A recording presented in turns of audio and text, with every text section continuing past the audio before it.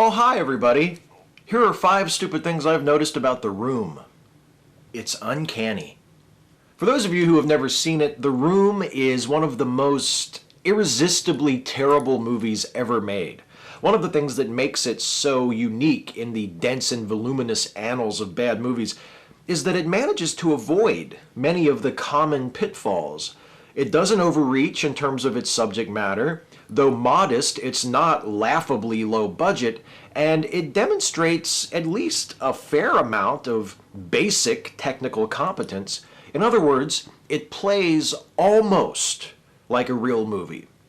Almost, because there are still enough odd, inexplicable touches to trigger a sort of cinematic equivalent of the uncanny valley effect.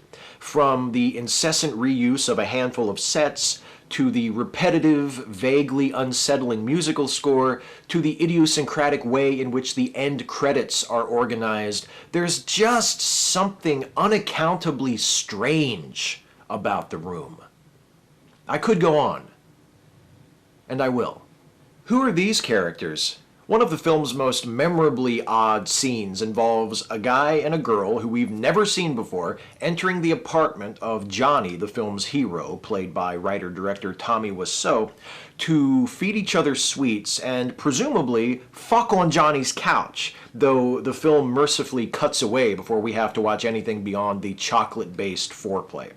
Nothing in this scene has any effect on anything else in the movie. And though the 2 characters it introduces do reappear, they don't do anything important at all. The entire scene is a superfluous appendage. But it's not alone. Hell, this movie is practically nothing but superfluous appendages. If this movie were a person, it would have like 11 arms and maybe just 1 sprained hand, half numb and so weak it can barely hold a pencil. It has no short-term memory. The Room plays like it was plotted by a class of kindergartners who made no attempt whatsoever to coordinate their various efforts. The mother of one of the main characters announces that she has breast cancer. Another character tearfully confesses that he owes money to the violent drug dealer who was just threatening him with a gun. Characters live through traumatic, potentially life-altering experiences, while other characters simply vanish from the film abruptly and without a trace, never to be mentioned again, with no reaction from any of the other characters. This narrative forgetfulness is probably best embodied in the character of Mark, Johnny's best friend, who is carrying on an affair with Lisa, Johnny's fiancée. Poor Mark never seems to catch on that Lisa is seducing him until Lisa has his dick in her hand and there's a slow jam playing on the soundtrack. Oh yeah, those sex scenes. The Room was released in 2003, but if I didn't know any better, I would date it to circa 1991 because of how totally 90s its sex scenes feel. There's the aforementioned smooth R&B on the soundtrack, there's the set dressed with an abundance of lit candles, the rose petals scattered across the bed, the below-the-waist naughty bits covered by strategically pulled bed sheets.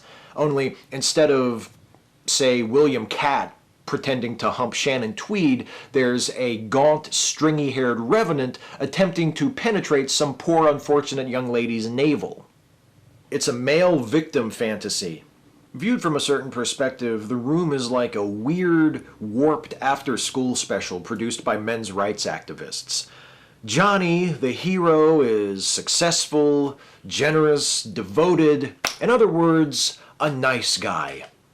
His fiancée Lisa, on the other hand, is a fickle, treacherous, unfaithful sponge. And ultimately, the wicked, uncaring woman proves to be the downfall of the blameless, exploited man whose only real crime was opening his heart too wide, daring to love too much.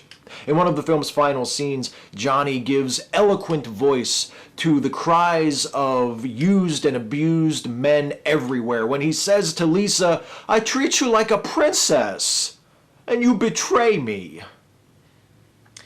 I, of course, can add nothing to that, except to say that if you have not seen The Room, Find a copy and watch it. Do yourself a favor. Unless, of course, you're just a chicken. Cheap, cheap, cheap. When you've seen the movie, you'll get that. The hardest part is only picking 5. Catch you next time.